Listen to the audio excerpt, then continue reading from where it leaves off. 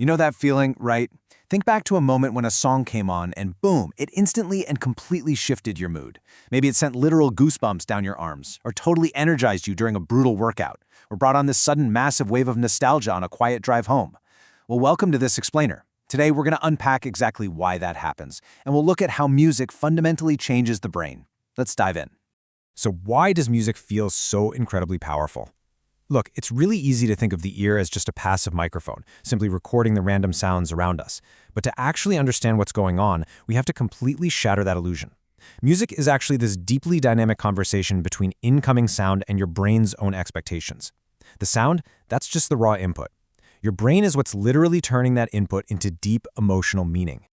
Section 1. The brain's prediction machine.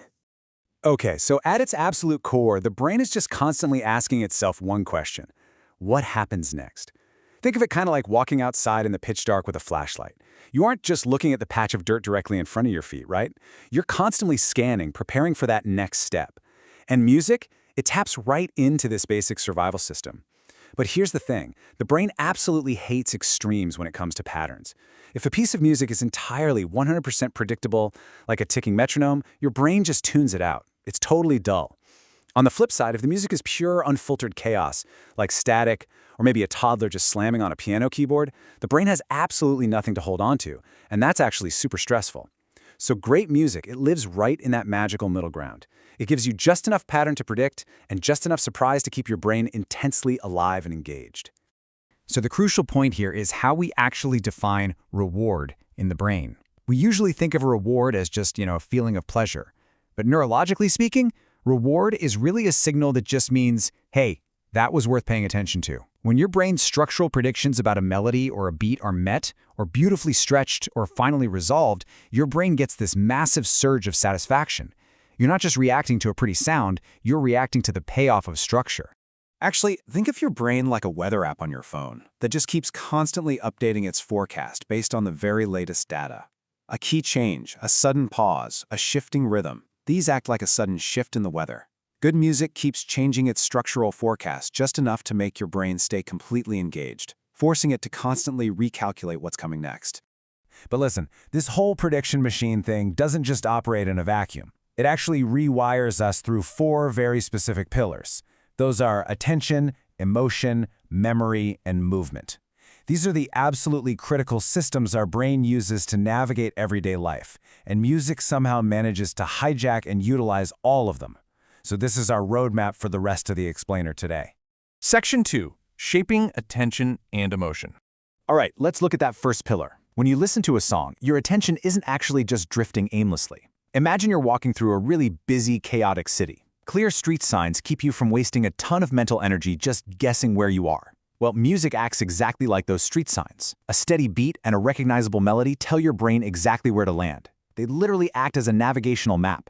Music doesn't just fill up the silence, it fundamentally organizes our mental time, giving our wandering attention a really steady rail to hold on to.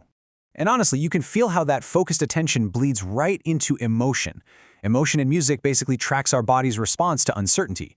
A delayed chord or a rising melody builds up this unresolved tension, and when it finally resolves, man, we feel that sweet, sweet release. It's exactly like a roller coaster, right? You have the slow climb, that agonizing pause, the anticipation, and then the exhilarating drop.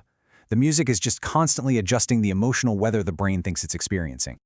Moving on to Section 3. Unlocking memory and movement.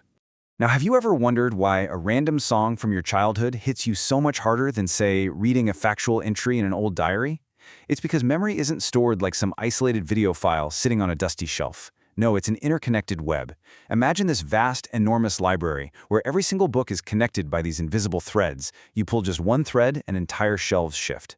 A familiar song acts as this unbelievably powerful cue, pulling up a whole web of associations and actually partially recreating the exact emotional and bodily states you felt back then. It's wild. And then there's movement. People are always saying they feel the beat, right? Well, biologically speaking, that is incredibly literal. Rhythm provides this invisible metronome. It acts as a literal external clock for the brain. When a beat is really steady, your brain can predict exactly where the next pulse is going to land, and that helps your body confidently prep itself to physically move. Actually, there's a great analogy here from our sources.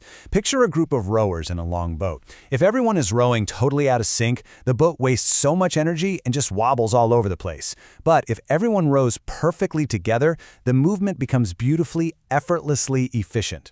Syncing to a beat makes walking or exercising or dancing feel entirely effortless. Why? Because rhythm turns the brain into a prediction machine for the body. Section 4. The brain-body loop. Now, what's really fascinating here is how perfectly all of this cascades, step by step. So check this out. First, a beat captures your attention. Second, tracking that pattern creates a clear expectation. Third, when that expectation is met or maybe playfully stretched, it triggers emotional tension or release. And finally, that deep emotional meaning helps encode the whole moment right into your memory. It is a massive, continuous loop where just a single song can change your entire physiological state. Let's anchor this with a real-life scenario so you can really picture it. Imagine a woman named Ava, and she suddenly hears a song that played during her college graduation. Because of this massive interconnected loop we just talked about, the song doesn't just casually remind Ava of that day. No, it acts as a full-blown multi-system trigger. It immediately, and quite literally, partially recreates the exact attention, emotion, and bodily feeling she had in that very moment. Her whole nervous system practically time travels. Section 5. A new way to listen. So this brings us to a grand synthesis, and honestly, it creates a real identity shift for us as listeners. Music isn't magical just because it has some isolated hidden parlor trick in the brain. It's powerful precisely because it utilizes the exact same systems, predicting, feeling, remembering, and moving, that we literally use to navigate everyday life itself. Once you realize this, you stop just passively hearing songs playing in the background. Instead, you actually start noticing these incredible biological systems humming right beneath the surface. You can hear the brain's tiny predictions inside the beat. You can feel the structural emotional arc inside a melody. You start to recognize the massive library threads of memory triggers, and you can literally feel your own body naturally sync up with that invisible external clock. Which leaves us with a totally powerful new lens for experiencing the world around us. So, here's a thought to take with you. The next time you put on your headphones and press play on your favorite track, I want you to take a step back and ask yourself, what is your brain doing to your attention, your expectation, your feeling, and your movement right in this very second?